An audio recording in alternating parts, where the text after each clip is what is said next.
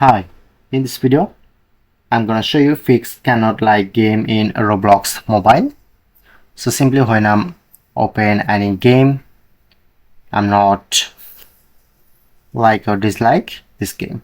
Okay, so at first need to visit this game. When you visit this game,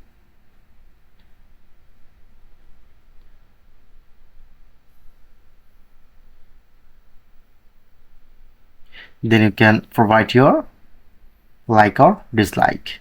Okay, and now like or dislike this game, or the another listen to more option, settings to account info. So you must be need to verify your email address. Just press on to I option and you get, and showing you to this option, enter your email address, press on to verify email and you get a verification code from your email address. Enter the verification code, then successfully verify your email address. I'm already verify my email address. Then you can